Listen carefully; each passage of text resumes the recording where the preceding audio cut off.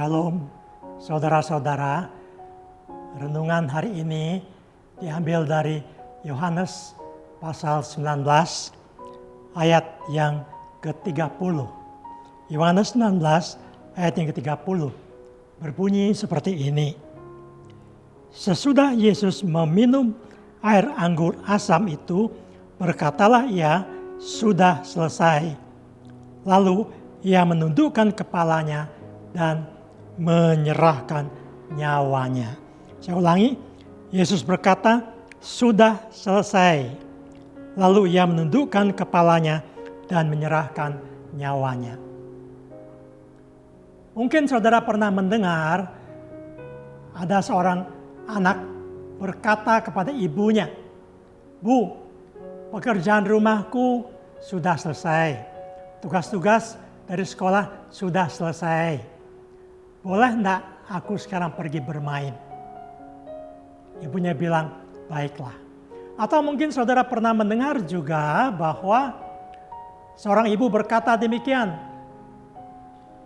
"Aku udah selesai masak.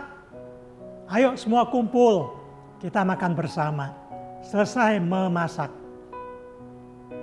Atau mungkin ada bapak-bapak, saudara-saudara yang mereparasi motor atau mobil, menunggu reparasi itu selesai, dan setelah selesai montir bilang, "Pak, servisnya, reparasinya sudah selesai."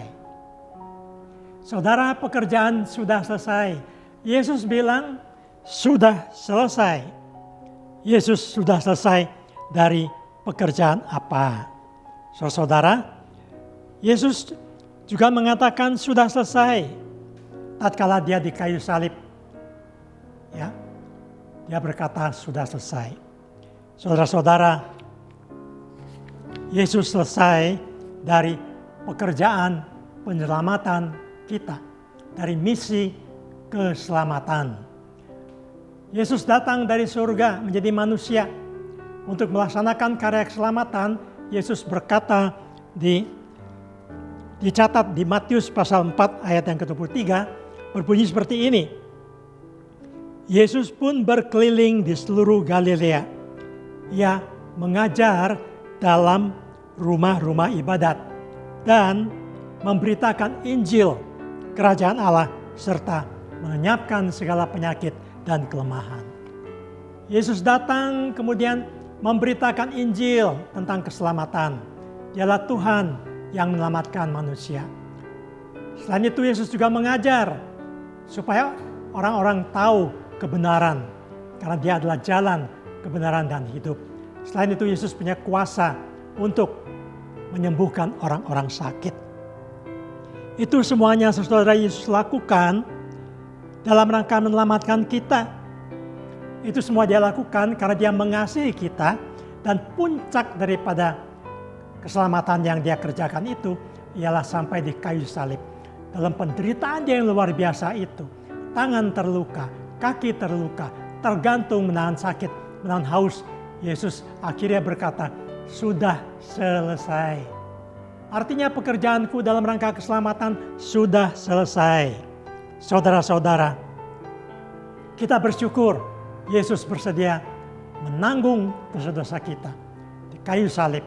Di akhir pekerjaannya dia berkata sudah selesai. Namun apa artinya buat kita saudara-saudara kalau Yesus mengatakan sudah selesai?